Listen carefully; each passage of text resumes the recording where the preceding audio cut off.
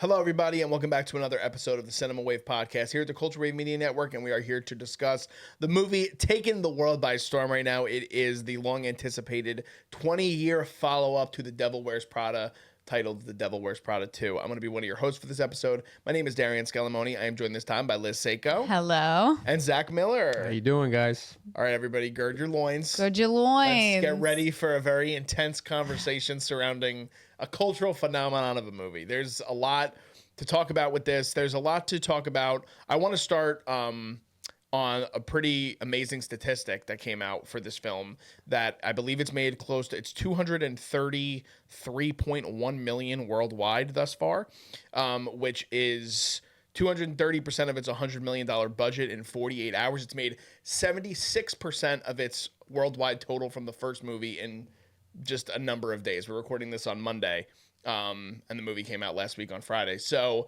that's monumental. That's unbelievable. Liz, you've been anticipating this movie for quite a long time. It's a movie that's very near and dear to your heart. So can you first talk about your admiration for the original movie, your experience watching the original movie, and the news that this is succeeding as well as it is, and kind of just broad thoughts on what you thought about this film coming out of it? Mm-hmm.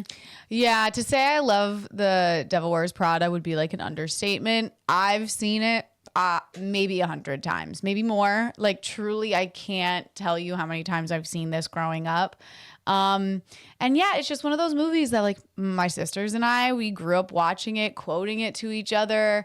Anytime it was on TV, you just be like, obviously we're going to watch The Devil Wears Prada. It's on right now, even though, like, we just watched it last night or something.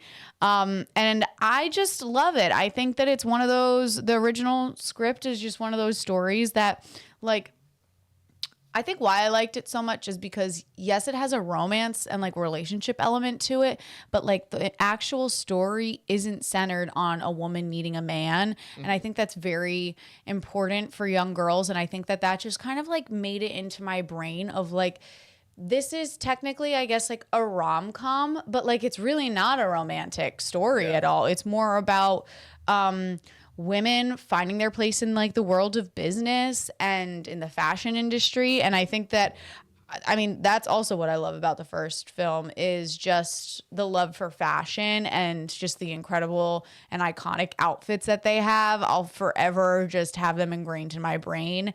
And yeah, I'm excited to talk about it. I was really excited when they announced that they were doing a sequel.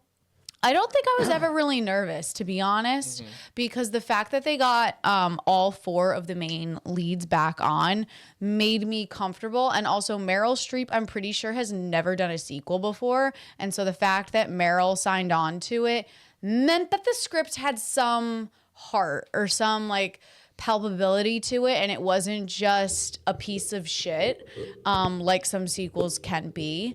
So I wasn't ever really nervous. Did I not have like, did I think like, okay, either way, I'm going to go in. And even if this isn't like the greatest movie ever, I'll still be okay with that.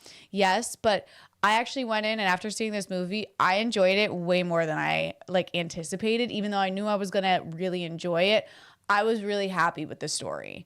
Because I remember like a little while ago, we were talking about what is the story going to be? Mm-hmm. Because obviously the first one focuses on magazine and paper world, which we are just completely separated from that as a society now, and everything is digital.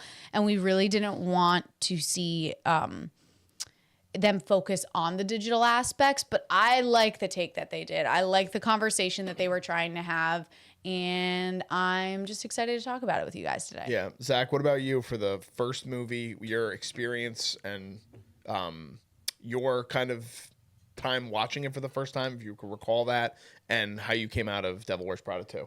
Yeah. I also want to give a shout out to my girlfriend, Faith, because this is her favorite movie. Hell yeah. Of all time? Yeah, all Faith. time. Yeah. All time. So I actually she hasn't seen it yet, which she's kind of fake for. But she's waiting to see it with her friends, so I get it. But I was asking her, I was like, what makes the first one so resonant? Like, why is it something that is classic and timeless? And she said, I think it's a multitude of things, but there is Anne Hathaway coming from the small lower class, like making your way in New York City. There's all that allure around like going to the Big Apple and like working for these big magazines and something that's really cool.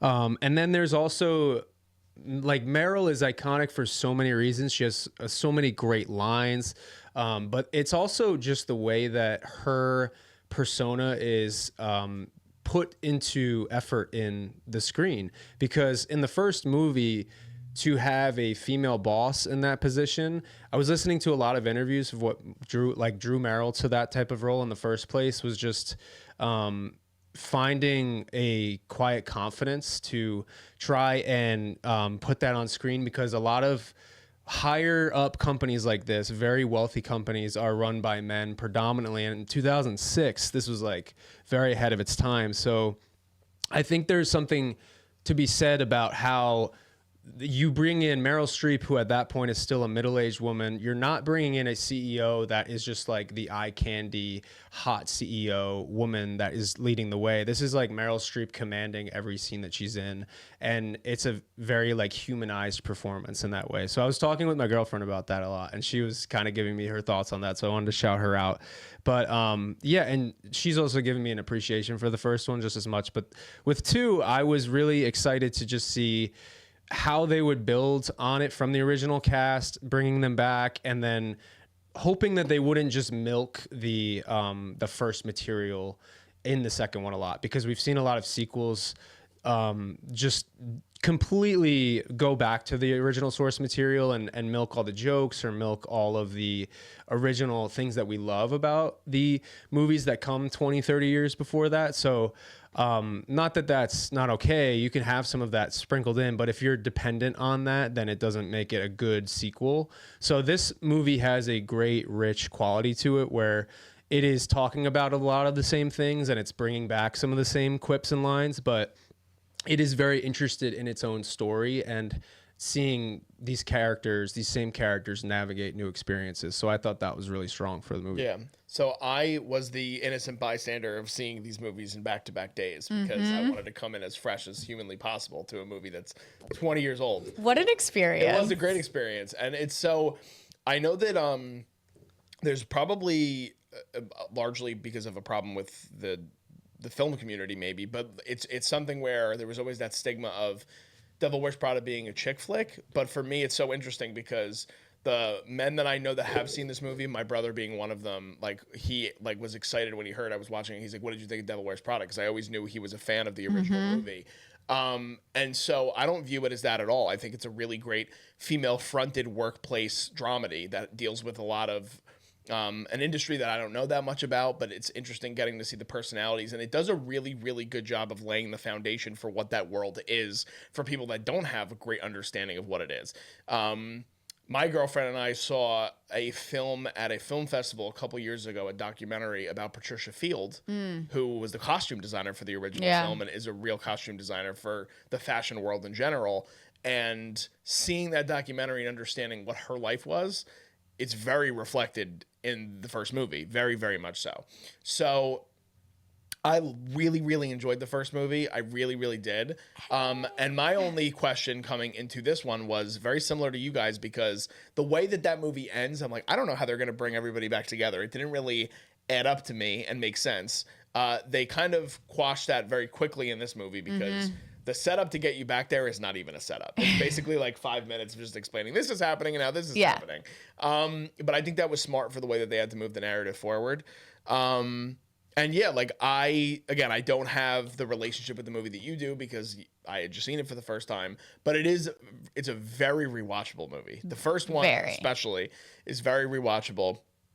I'm excited to talk about this one because similarly, over the years we've been doing this, there's a lot of films that we cover for nostalgia's sake, for the sake of, again, the movies that everyone wants to talk about because they're getting these big box office, and they are sequels or they are reimaginings or reboots of these properties that are near and dear to a lot of people's hearts, and they don't always work out the way we hope for them to be. And so with this movie, not having... Like I had not enough time to even think about that really. I was just like, okay, I'm diving right into the next part of the story. And I think it's pretty seamless in terms of, even though there's 20 years apart, bringing everybody back together. I think it was smart to bring back I think it was smart to bring back David Frankel, but I do have a question that I thought of as soon as I saw the first film, which again was only a couple days ago, and I saw that it was directed by a male. I was very surprised. But again, 2006, different time, like Zach said, and female filmmakers weren't being given as many chances. So one for you in the sensibility of that movie and this movie, what are your thoughts on a male directing it? And do you think for this movie, they would have been better off bringing in a female filmmaker, or do you think it was more important to keep the continuity of understanding this world and these characters? I like that they kept the same director. I don't think that they needed to have it be a female director. I don't think that men can't tell women's stories. I think that they absolutely can, and they should. It definitely brings a different nuance to it. I think that the thing is that maybe it's more of men writing female characters that I'm a little bit more hesitant because they don't know the full scope. And I find not all, but majority of men that write female characters, they can be very one-noted or very like simplistic or the stereotypical of what a woman is. So I don't think that as the director it needed to be a female at all. If anything, I think that having the male eye, he's then able to enhance the like life of it and not make it so girly, which then allows it to be into a bigger audience that men are able to find it entertaining and funny and understand it and empathize with the characters also, because it's also talking about business. Yes, it's talking about the fashion world, which arguably leans towards more female versus male centric, but I mean, it's still business at the end of the day. And yeah, when this movie came out, men were running the fashion industry. Women weren't. Women were the assistants or the models. They weren't actually making the executive decisions. So it doesn't surprise me that a man directed this from the first one. And I'm glad that they kept the same director, because then I feel like the tonality of it was able to continue into the second film. Yeah, I agree. I think the tone is very consistent throughout both movies. Yeah, but, I think so too. At this point, if you guys clicked on this video, we're going to get into spoilers in the movie. So if you guys haven't had a chance to see The Devil Wears Prada 2 yet at this point, I think we all would recommend it. You should go and see it. You should go and see it in the theater. But if you guys don't want anything spoiled, or you don't want to know details about the story or our general overall opinionated thoughts, pause this video, return to it after you guys see the movie. But highly recommend you guys checking it out in theaters. So this movie comes out again, very, very big showing at the box office, doing a crazy number. I want to give a quick shout out, not to go off topic too much, but box office is killing it right now, with this movie being part of the forefront. But there are a number of films that are completely obliterating their budgets. So theaters, we're up 14% right now. Hell yeah. At this point this Let's year than go. we were compared to last year with box office. So that's great as moviegoers, and we love to see that. But Devil Wears Prada is a movie that I think the marketplace needs more of, because it's also, I don't want to say it's mid-budget, because it's not mid-budget. The first movie was certainly mid-budget. Yeah. It was 35-40 million. This movie, for obvious reasons, ups its budget to 110 million. I mean, just bringing back everybody in general, bringing back Meryl for a sequel is a big deal. Emily Blunt is in a completely different stratosphere of her career at this point compared to where she was in Devil Wears Prada. And I was so interested in kind of doing the research for Anne Hathaway, like seeing the way her career was playing out. And it's like, okay, so she had Princess Diaries 2, and then she has the 2005-2006 year where things just go completely in a different direction. You have Havoc, which was like a very gritty, off the beaten path from her typical career, where she kind of tried to shed the Disney part of her life in a movie that's dark like that. Then she did Brokeback Mountain, and then she finally gets like her first real lead after Princess Diaries in something like Devil Wears Prada. I love Anne Hathaway. I don't know if I've ever seen something where I think she's had a poor performance. I think she's always kind of bringing it. And I loved her in the first Devil Wears Prada. I thought the chemistry between her and Meryl, and in particular, her and Emily and her and Stanley, yeah, I think is a really big element of what makes this click work. So Zach, starting with you, with this foursome, bringing back all of them, Anne, Emily, Stanley, and Meryl, What was it about when the first time you saw this movie, and if you believe it was carried through the second film, what made that work for you and shape the dynamic of what this movie eventually became with its tone and things like that? Yeah, no, that's a great question. I think the biggest reason the first one works is because of the chemistry between the four of them and all of their different storylines.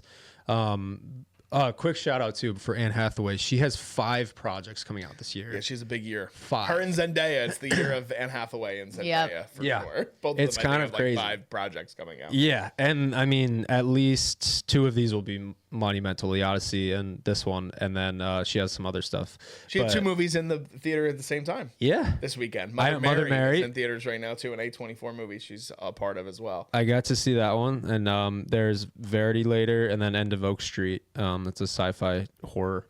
But yeah, anyways, I think my favorite relationship, and it's not overlooked, but I think it's not talked about as much as Miranda and Anne Hathaway. But I really love Nigel and Andy's relationship. That to me like warmed my heart in the first one, goes even deeper a little bit in this one.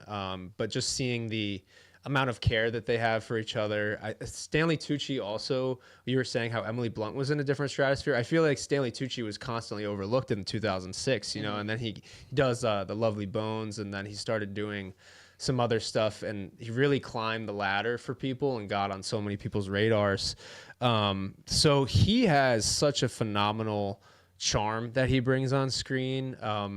There was something that Meryl said about like he plays like my favorite gay straight guy or something. Like he has it was some hilarious comment, but I mean, he can just really draw people in with anything. I mean, Nigel is a character that could be written off if it's not played correctly, and I think Stanley Tucci has such a great balance of humility and warmth and kindness and stuff. And then you have that paired with the chaotic nature of Emily Blunt. She's a basket case and she's all over the place.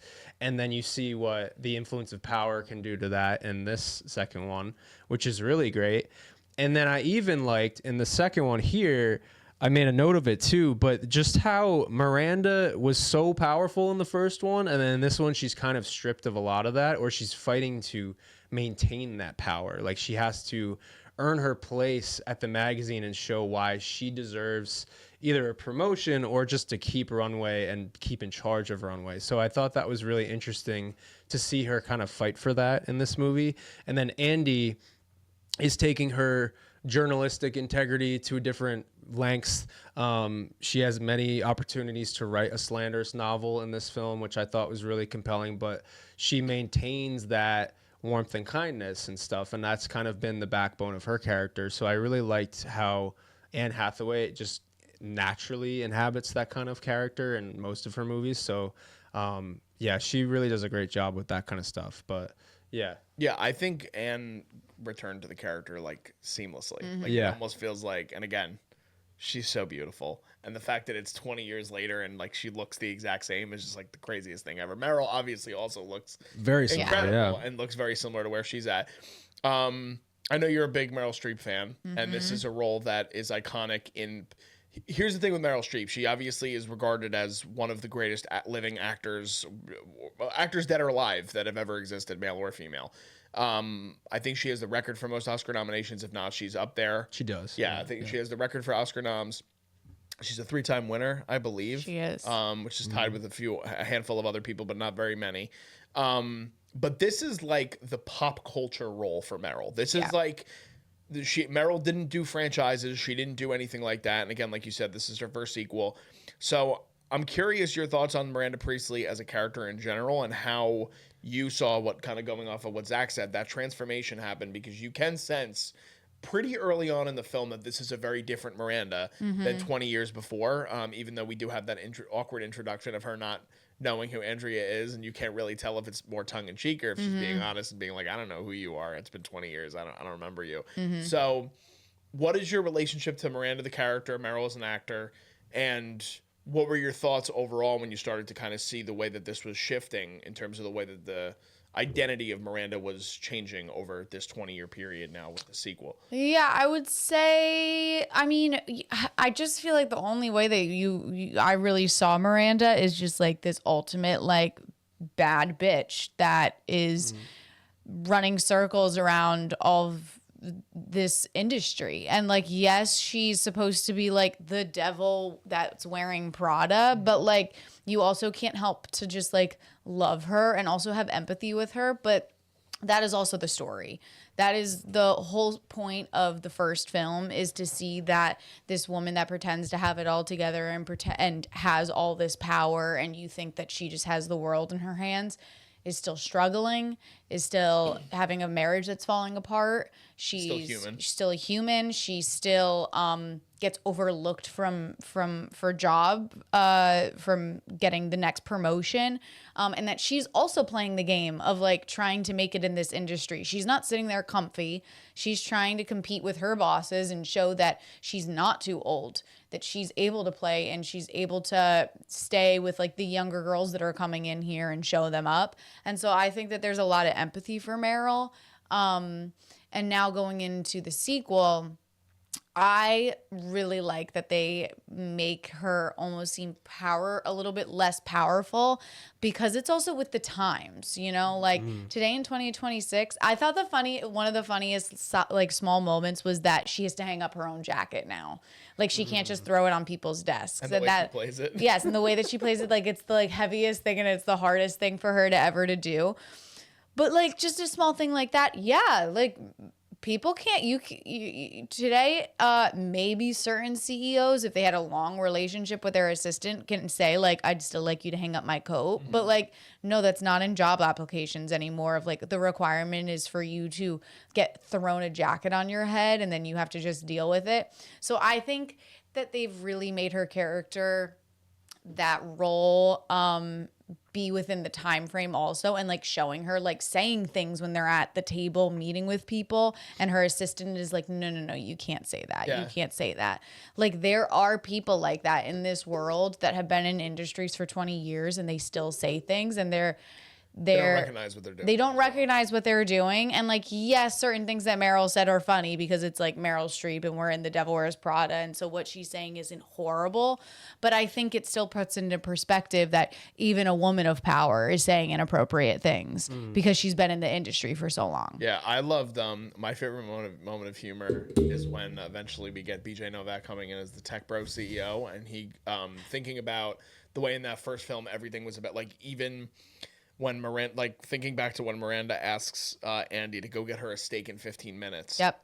And it's like, even despite how crazy her day is, she still wants to sit down and eat a like succulent piece of meat that means more to her than like, again, just grabbing something quickly. When in today's society, there's people that are just like, no, like I'll just grab something really quick and I gotta get. I'll just have a protein shake. I have to be working all the time. Yeah. And so when BJ Novak's character tells her to go eat in the cafeteria, it's just a great comedic setup, and it sets up more of the story going forward. So I actually think this movie, diving into the actual film and like kind of the themes and all that stuff, I think that this movie, I think the first movie is a better film, but I think this movie is funnier. How do you feel about it? I mean, again, the first one is such an iconic thing for you, but I feel like there are more pointed moments of humor in this, and I think a lot of other characters get moments that are humorous, versus where I think a lot of the humor in the first film kind of comes off of Nigel and Emily's character. Yes, I agree. I think maybe I still find the humor from the first one a little bit funnier because I think a lot of that humor comes from just natural human interaction, versus some of the humor here is pointed, and it's almost like throwback humor of like, oh, we're going to say this because we know that this is like a callback to the first film. Yeah. But I still think it's really funny. I just think I still prefer the first one because it's less tongue in cheek. Yeah, there is one character in this movie that I absolutely hate, and we'll get into it. But who? Just say Justin Theroux. I can't stand anything about him ever, all the time. It's pretty annoying. I just like I don't know what it is. And you know what's crazy? I mean, I know Liz isn't a huge fan of this movie, and I don't want to get us way off track, but he co-wrote one of my favorite comedic screenplays ever. And I think you also love it, Zach, which is Tropic Thunder. And so, like, knowing that he He wrote a movie that I love the humor for, and yet every time I see him on screen trying to play comedy, I literally just want to like remove myself entirely from what I'm watching. Is the worst because he was the worst part of Beetlejuice. Beetlejuice for me too. And it's just like, I don't care about you, dude. I don't want to see like that whole storyline with him and Emily completely derailed the movie for me for like Very separate. yeah, like very, very separate. I didn't feel like it was needed. It didn't add anything to the story.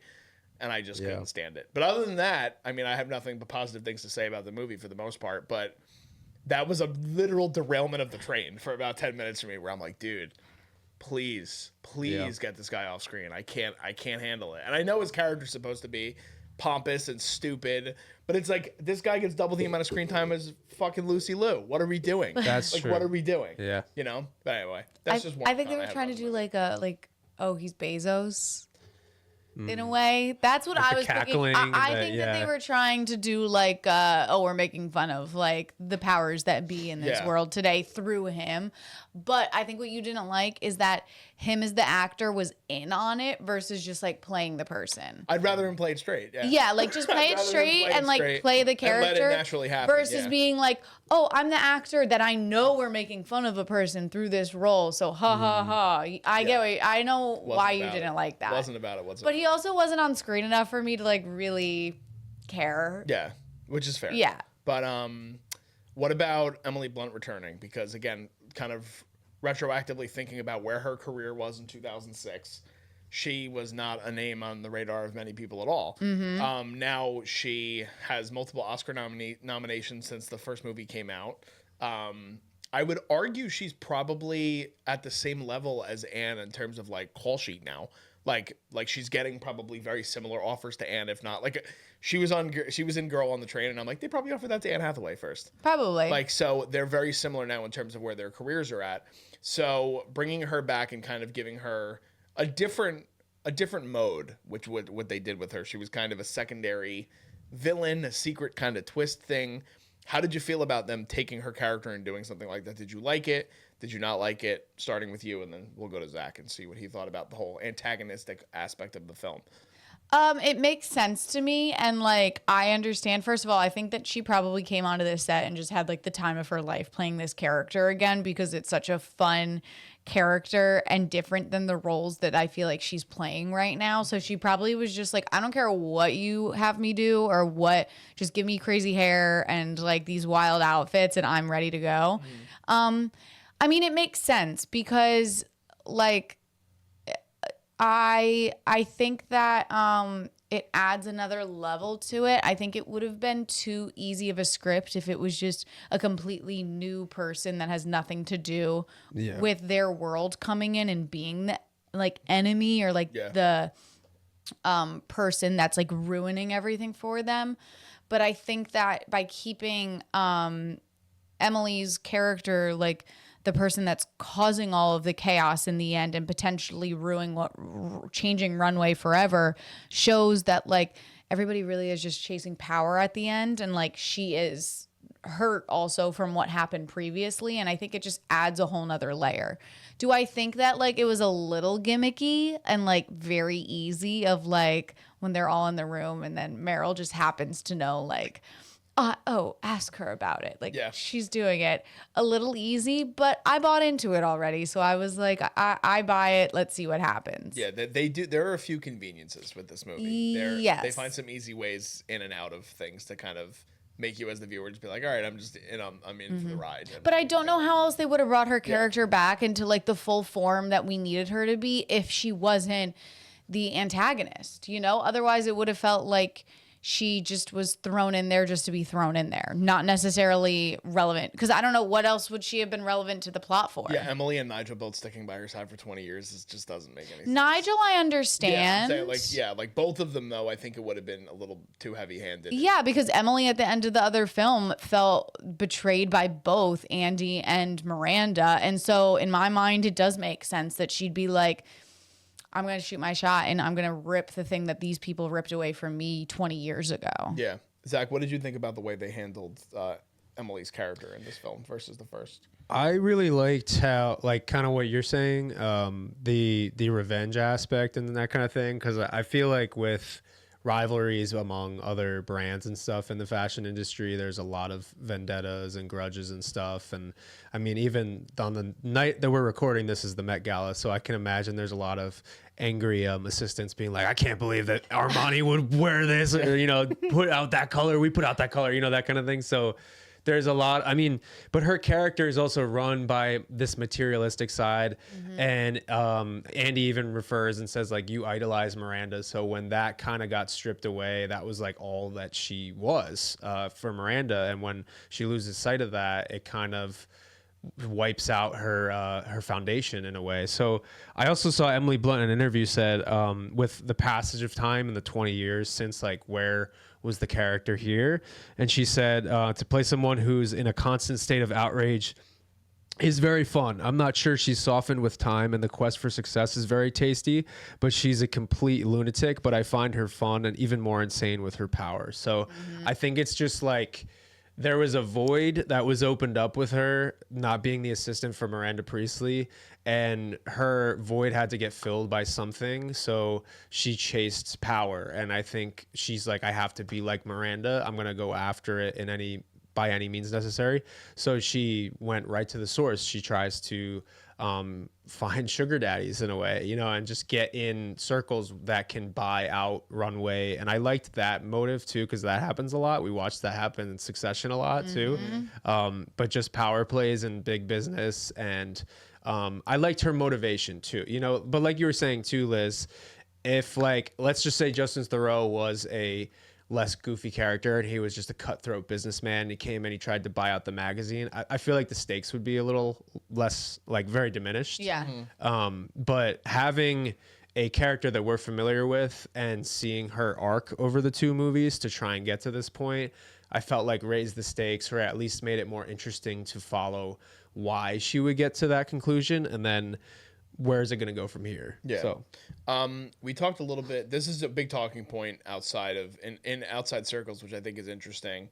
But I kind of understand it, because I do think it's a weaker part of this movie, but it's not a central part of the film. The first film, like you talked about, it's not about a romantic relationship. It's not really a romantic comedy, but the relationship between Anne Hathaway and Adrian Grenier, I feel like, actually stood the test of time over 20 years. Like, it's like a lot of people were like, well, what's going on with his character? She has a new love interest in this film, this Australian guy. I believe his name is Peter in the film. He's kind of a non-factor. He didn't do much for me in this, but he's like one of the only main players from that first film that don't return. Tracy Toms even comes back in a kind of a bigger role as her friend in this film versus the previous one 20 years ago. So was that an element that you were missing? Because that relationship is very... It's weird. It feels very like blanket. It's like blanket over the plot. But the chemistry, I feel like, was so good between Adrian and Anne. That's why people were still like, we want to see them together. So how did you feel about him not returning? And did you care at all? Or was it anything that, like, what like, even the romantic subplot for me in this, I feel like because there was no chemistry, it was like, I could have probably just done without it in general. I didn't need it at all.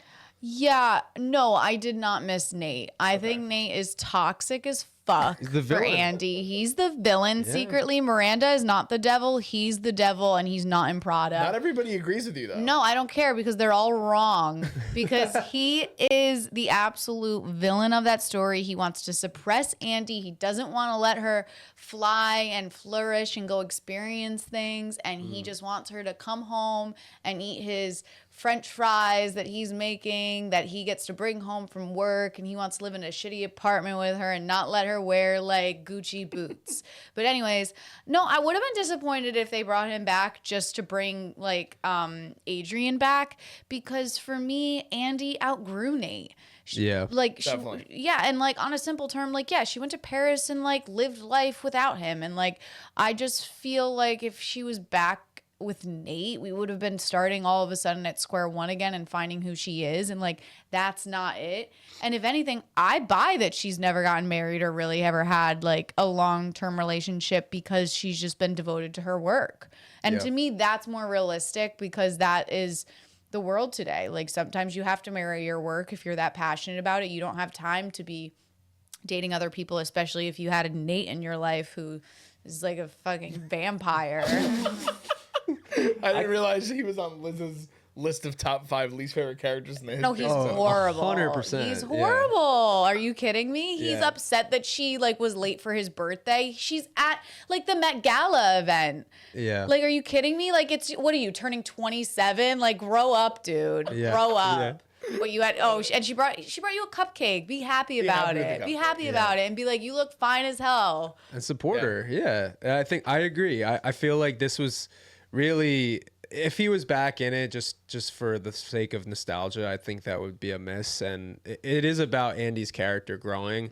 And it starts off with her having her journalistic success too. So her character's been growing now over the 2 movies, and then her character still has yet to grow in the beginning of the second movie. So I feel like it would have just been a couple steps backward. Even if they brought him back and like she saw him out with another girl, it kind of just would have sidelined the main plot a little bit. And exactly what Liz is saying. I feel like it would have just been counterintuitive to what Andy wanted, and like it set up a good, like, this is a young relationship. This is something that, you know, you liked in the moment, but when it comes to ambition and bigger life goals and plans, like Nate was not that person for her. So she needed something that was either aligned with her or she needed to just be an individual. And she went off and she flew, Liz. That was well put. It was well put. And you know what I will say about the character in the sequel? What's Peter. it? Peter, yeah. I don't mind that we don't really get a lot from him because I just feel like there's a lot of like action films that focuses on a main male character and then the side girl, like the girlfriend is just like not really a fully formed thought. She's just like the girlfriend that's like on the side for like this main male character. And we reversed it. You know, we just have this side male character that's just kind of like the side boyfriend that Andy's hooking up with and may date and may end up marrying, but we don't need to get to know him because it's not his story. Yeah, that's true. I do like, Zach, I know you put this in your notes. The relationship, even though I would say it's very similar in terms of screen time, but just maybe he was given a little bit more to do and their chemistry was a little bit better, was Kenneth Branagh and Meryl Streep's relationship. And they share a scene when it is very human and it's very, very, very different than what we get in the first film with her relationship with the husband. And I don't even think we see his face in the first movie. Not that we need to. Her husband? The one that is divorcing her in the first film. I don't even think we see his face. No, we do. I know he's in the there. house, but I feel like we don't even like literally see his face. I think, but Yeah, we don't get like a big scene from him. Doesn't No. matter. But Kenneth Branagh kind of presents this more grounded approach in terms of being somebody that loves her and cares about her on a deeper level. That he will, again, put himself aside for her bigger overall dreams and what she's going through. And that scene in particular, Zach, I know you had highlighted it in your notes. So do you want to talk a little bit about what that scene means in that relationship between Kenneth and Meryl in this film? Yeah, it was just more of her vulnerability. And I think that's something that, you know, even in the first one, she has a couple vulnerable moments, but for so long you think that she is just completely like nothing can penetrate her emotionally. Like she's so cold-hearted and you think that she's incapable of empathy and understanding human like emotion because she can be so cold. But she has these same feelings as Andy does or the same feelings that Emily does. And I think that's so great because, you know, somebody put in that position with her status too, she's been in the business for that long. And I loved when she is trying to explain to him, like, when is it going to be my time to retire? You know, I don't know when it is going to be. And he's like, oh, you'll know it, like when it comes. And maybe this isn't it yet. So I like but there's a good form of that relationship that's in that scene because it's like, you know, you need that from a partner in that moment. And I like how in these movies, even with Nate too, and Nate and Andy, there's a conversation of like, which partner is more successful than the other? Or like, will you support that in the end? And I think that's really nice to see both Peter and Kenneth Branagh be that for both of the leading ladies, is to just support their ambition and their what they want out of life or their direction and that kind of thing. And they, like, Peter is very new and fresh in the second film, but he can kind of see like where Anne really gravitates and loves her things. But Miranda, yeah, it's kind of implied, I guess, that they've been together for a minute. But I think it's great that he is that nurturing person that can support that. The complete opposite of that is Justin Theroux to Emily. So, 100%. but yeah, he is he's just a goofball who is only focused on himself. But I guess that's another thing too, is that like when your partnership is based in either understanding the person or just trying to live your life off of vanity, I think that is where it can make or break for a lot of people. And then in this circumstance, it is heightened because of the amount of power and influence in the plot. But yeah. Definitely. We still haven't talked too much about Nigel. So let's gloss over. Let's talk about Stanley Tucci for a bit. Let's glaze him. Let's glaze him a bit. I've been texting you for the last couple days, just sending you gifs of him and saying he's my king from the first film, because I absolutely adore not only Nigel as a character and his relationship with all the leading ladies, but even more so, I think about Stanley Tucci as one of these actors that, like, I love going to a Broadway show, in particular, like going to a play. I know it's not for everybody, but I think one of the most commanding things you can do is when you go to see a play, it can be a play where there's not so much action involved, even in the scenes. You can just sit and listen to somebody talk for hours.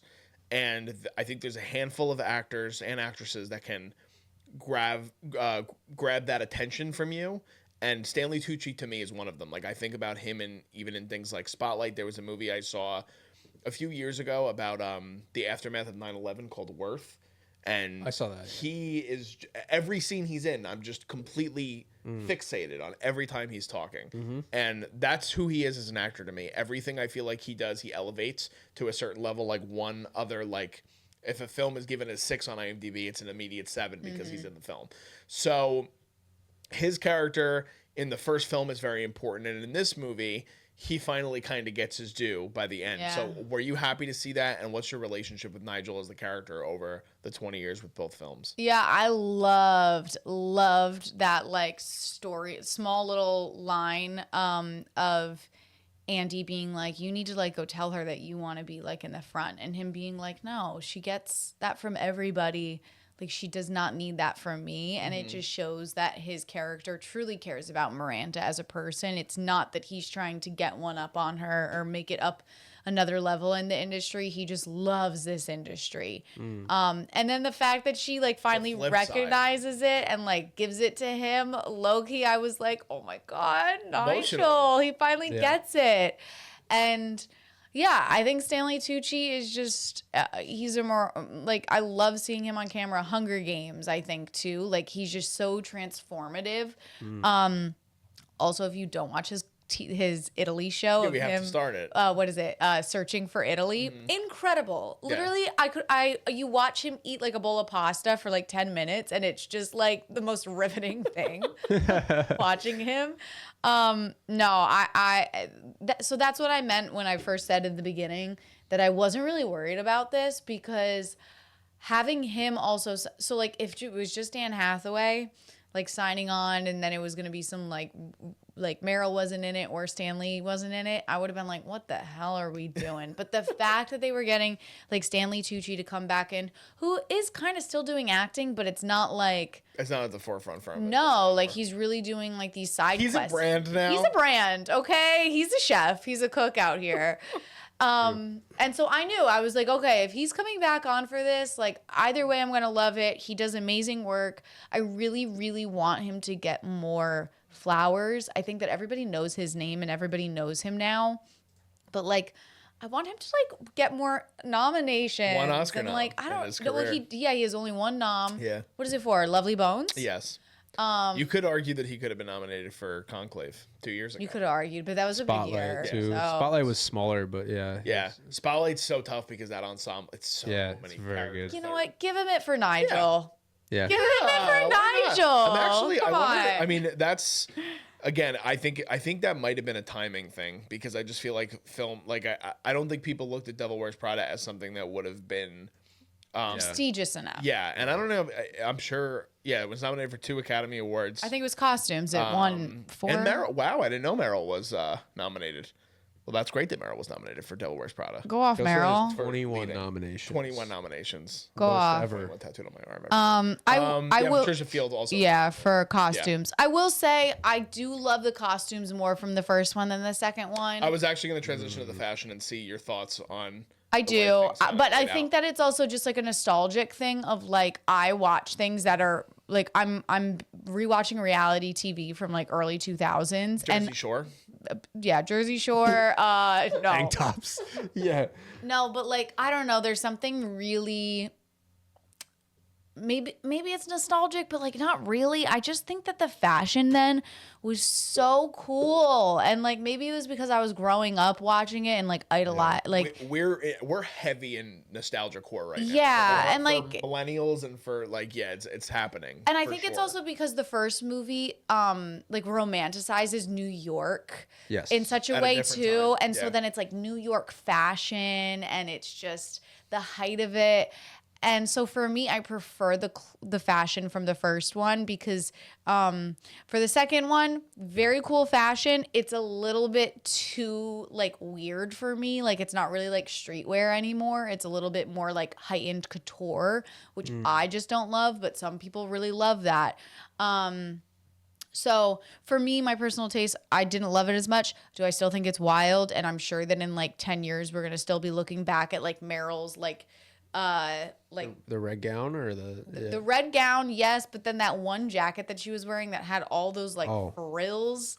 Oh yeah. Maybe it wasn't as important to you guys as it was to me. What scene was it? But Do you it remember? was the one where she was when he came in and said let's go to the cafeteria. Yeah. Okay. So actually, I have it right here. It's Oh. a Meryl's tasseled Dries Van Noten jacket. Period. I did research and I wanted to get your opinion on favorite looks.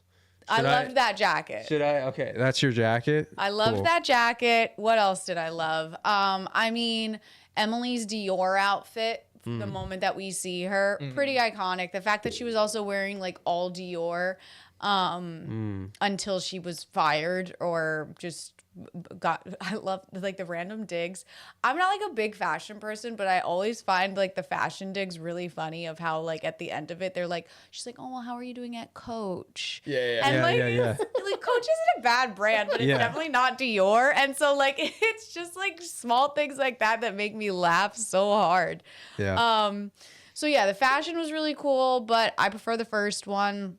The only random person, I didn't really need Lady Gaga in this. I was actually going to ask you Fair. about the cameos. I was going to because there's a number of There's cameos. a lot of cameos. There were cameos that were cut, namely Sydney Sweeney. That was the one that was in the tabloids. Not for any reason that I feel like that was so overblown. And now knowing the context in which she was supposed to be in the film, people were like, well, they didn't want her in the movie. It's like, no, it was a scene with Emily. And again, Emily is a side character in the generalized story. I think she was in the Dior store. Oh, okay. And they were dressing her for an event. Okay. And Emily like stopped and asked her what she thought about something when she was in conversation with Andy. It's like, So it was just it was like for a time. yeah. It was cut for time. So the Lady Gaga cameo was highly speculated. Lots of conversation around it. It was reported in the trades that she had a supporting role in The Devil Wears Prada 2, which was not true whatsoever. It's basically a glorified cameo. Yeah. And a reason to sell records, which go off Gaga. Like, Yeah. we love you. But like, so what was your thoughts on her role, and also what was your favorite cameo in the entire movie that you saw? My favorite cameo is very niche and like it wasn't even a legitimate cameo. It's somebody that when they're at the party for the 75th birthday is a very quick glimpse, and it's Paige DeSorbo from Summer House, and she's very quickly in the background, and it's super niche and nobody knows. That's your queen. And nobody would know who she is unless you're watching reality TV or Bravo. But shout out to Paige being in the background. So, the Lady Gaga thing's interesting because when they were talking about like cutting John Legend and then she's like, I'm not going to make the call. Fine, I'll make the call to her. I'm like, who is her? And Yeah. like, why is this like such a big deal? And then like when they brought on Lady Gaga, when we saw her in the mirror, I was like, oh, this is who they were talking about. I didn't need the scene of like Lady Gaga and Meryl and Miranda having beef. Yeah. Like, I don't need that, Yeah. but like I get it. It's just adding like a layer. But I didn't need that scene. Yeah. But I loved watching her on the runway singing. I was like, okay, Lady Gaga, I think go it would off. have been. I think it would have been more fun if it was Madonna. Madonna would have been like on brand. Yeah, I felt more on brand, and I felt like it also would have been like these two older female icons, like Miranda being a fictional icon versus Madonna being like, and plus Vogue with the sequence. Like I felt like it would have been a little bit better, especially with the speculation of like I'm not going to make the call. Maybe. But Gaga is like She's she the is modern designer version. That's of, what I was gonna say. The only thing is like Madonna, I don't really relate her to fashion in a way, or like couture, versus like Lady Gaga, like she's involved in like art departments and like high couture fashion. So like that's the only thing. And Joker Follow You Do. Avi. But yeah, I could have done without Lady Gaga, but I didn't hate her in it either. I just was like kind of like, oh, we're spending a lot of time on Gaga right now. Yeah. I liked Donatella's quick cameo. That was a good one. It was like the fun. perfect amount of time for a cameo. Yeah, and even like the whole like I'm over you. Like why am I even doing this lunch with you? Kind of in the whole thing. That was your favorite, Zach. Which favorite. cameo was yours favorite? Carl Anthony Towns, baby. It was just so random. Like, so random. I don't know. I think it was just because it was random, and now they're in the playoffs. So that was the timing of that. Yeah. But, Tyler like sat up. He was like, "Oh, Carl Anthony Towns. What are you doing? What are you doing here?" Zach, is there something that we haven't touched upon with the film that you wanted to highlight?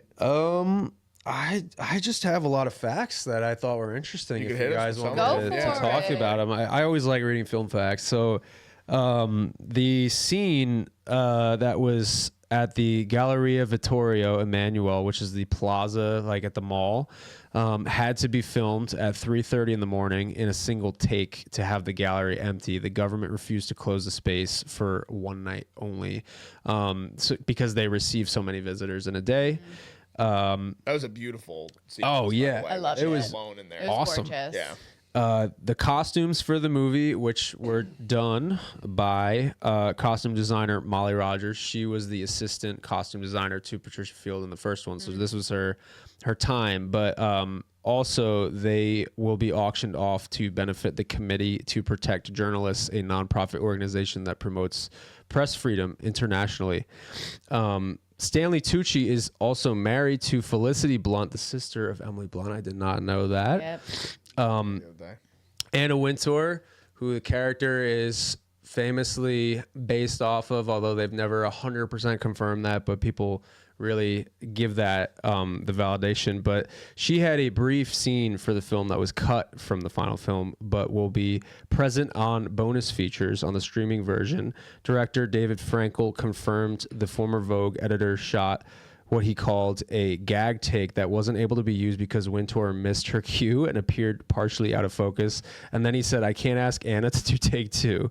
So, I mean, that's kind of valid in a way. It's a moment for sure. And then, like I said earlier, this is one of 5 movies that Anne Hathaway is doing. But yeah, so I mean, there's some really cool stuff that came out of this movie. I really like all of the considerations that they went. I agree with you, Liz, too. The considerations for the costumes in the first one hold up better than this, in my opinion, just because of the time. And that one's kind of like a time capsule of the 2000s. I think that's like one of the first movies people can think of with the 2000s. We'll see how this movie ages, as like, are people going to think about this being one of the first conversation films about AI and like fashion and media transitioning?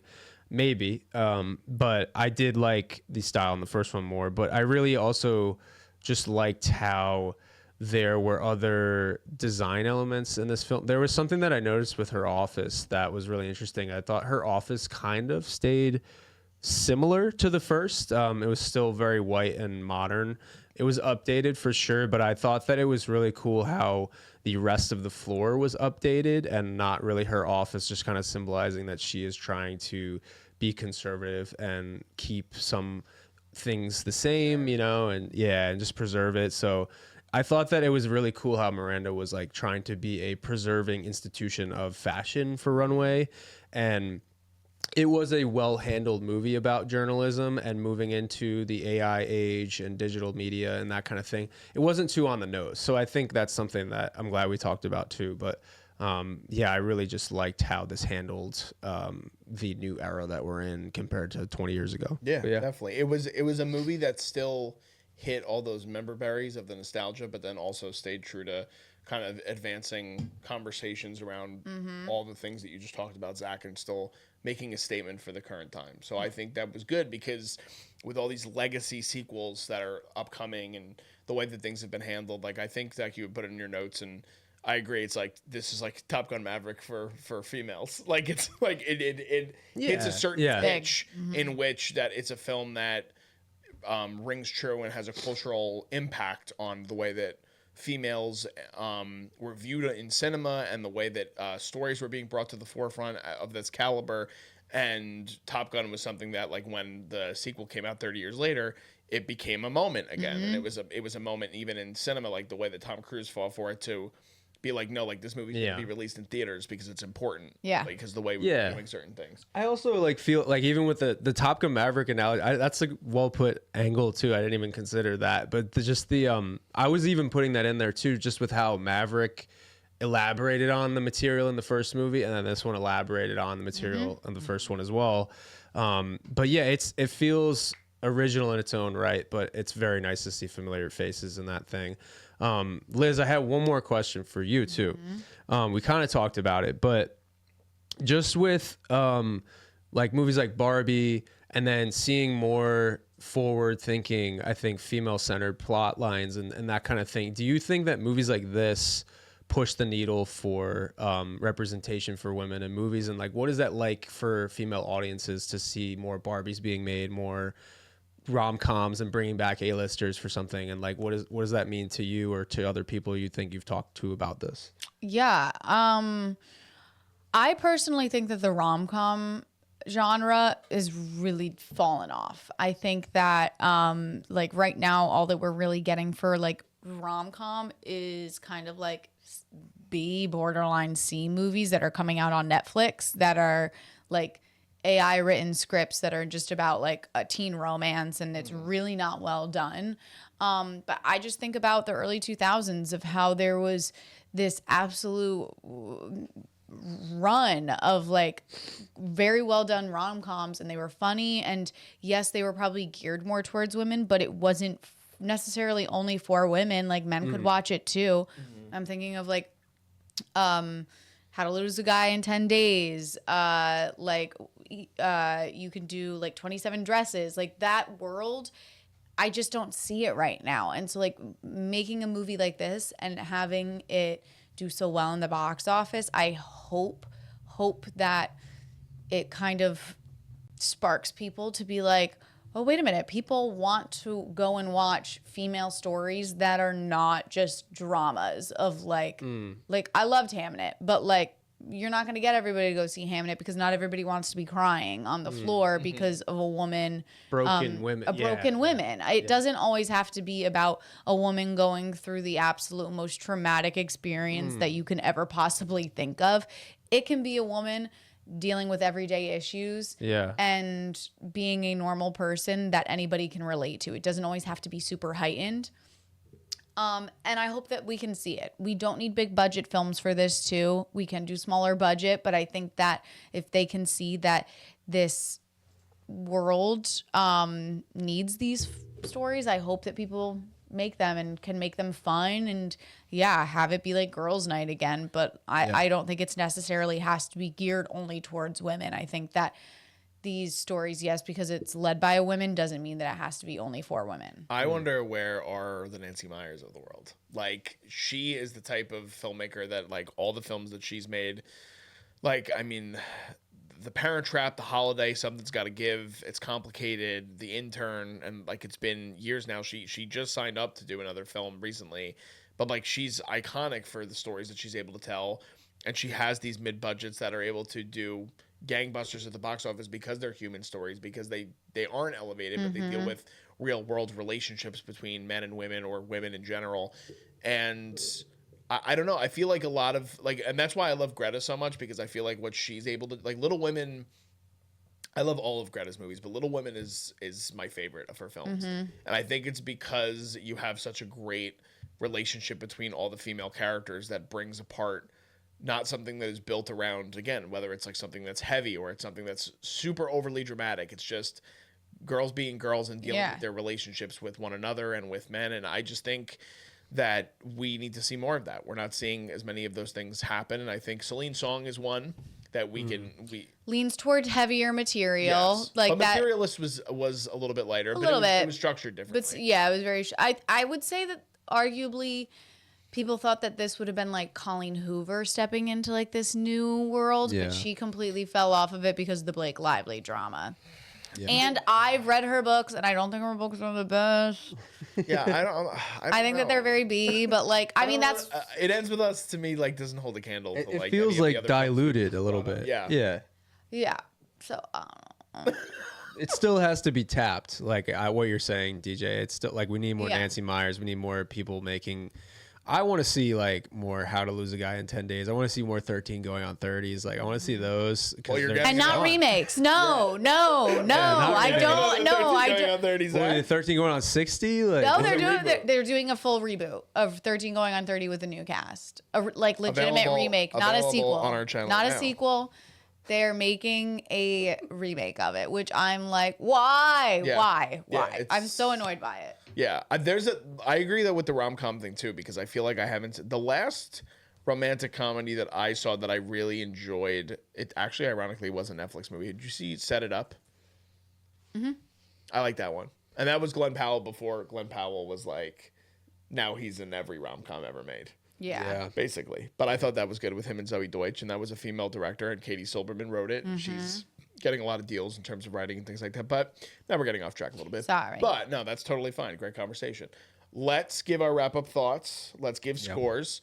I'll start. Go. No, you know what? Go ahead. Liz, no, I want to hear the first. No, Liz. Because I've had years to marinate with this. Liz is mad, everybody. Let's hear since you binged them together. I watched them together, basically. I like the first film slightly better, but very slightly.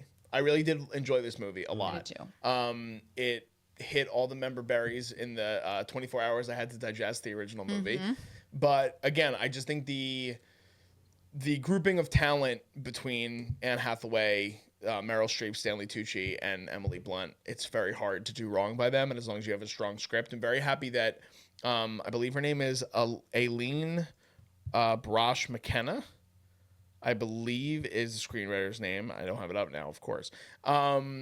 Yes, she returns for this movie, and you can tell, like, the identity and the tone of that first film does kind of carry on through this movie. Another one that I think is going to be rewatchable. It's not one that, like, if it's on TV, I'll ever turn it off because it's still a fun ride. I do like the first film more. I could see myself watching the first movie once a year. It could be like a repeat viewing for my girlfriend and I, who also she saw for the first time this weekend and loved it. So I'm going to give The Devil Wears Prada 2 an 8.5 out of 10. Wow. That's my score. DJ. Liz, claps for me. Yeah, I mean, so like prefacing the first one, I'd give it a 10. Like the first one, I have literally nothing I'd ever want to change about it. I love it more than the sequel. Do I think the sequel's really, really strong? Yes. There's some certain scenes that I was like, okay, let's keep the momentum going. And I just preferred the fashion of the first one, but I really loved the story. I liked that they took on the conversation of journalism and how you can deal with it in the world of AI and digital printing. And so I really was happy with what the choices that they made, and I am going to match you with 8.5. Okay. Wow. Zach? I'm gonna give it an 8. Okay. So I'm right there. I'm right there with you. Yeah. I feel the same exact way. I liked it just a little bit less than the first one. I didn't have a lot of big expectations for it, just being that I've seen a really bad track record of sequels far after just not hitting the mark. But this one I was like pleasantly surprised. So that's another reason I brought up Top Gun Maverick. I feel like there's a couple of sequels that have really stayed true to the original when they brought this cool flair for a new story. It didn't double dip. It didn't feel like they were just winking at the audience with the same lines and that kind of thing. I really liked how they played into the original characters and their emotions and everything that was in the first, but building a new story. So I thought that was great. I thought the filmmakers handled it well. The new subject matter was also really strong. But yeah, I give this an 8. All right. Pretty positive scores. That is our it. review for The Devil Wears Prada 2. Let us know what you guys saw in the comment section. Did you guys like this movie as much as we did? What's your relationship to the iconography of the first movie? What are your guys' thoughts on the continuing of the story in this world? Can we see a third movie coming? It might be possible. They'd have to bring everybody back, but we know that the movie's already doing very, very well at the box office. I'm sure that whatever studio, I believe it's 20th Century Studios, will probably be wanting to do a third movie because that's the way the industry is. But let us know in the comments what are your thoughts on this film. Give this video a like if you guys can, and subscribe to us here at the Culture Wave Media Network. We have basically something being added to the channel every single day. We have so many things we're covering for you guys. We're wrapping up our coverage for Daredevil Born Again soon. We just wrapped up our coverage for Invincible. We're covering The Boys week to week for television. In terms of films, we have this review. We have a lot of horror movies upcoming that are going to be released. Myself and Sean are definitely going to be covering Mortal Kombat 2 when that comes out. A lot of different things we're covering. Interviews on the channel, a lot of cool things. And Tribeca Film Festival, we were approved again this year to be covering that in New York. So we'll have all that coverage for you guys come June. But thank you guys for watching, and follow us on social media if you don't already. All that stuff is below me in the video, and it's also in our YouTube description. Just signing off. I'm Darian Scalamoni. I'm Liz Seiko. I'm Zach Miller. And we'll see you guys next time. This is The Culture.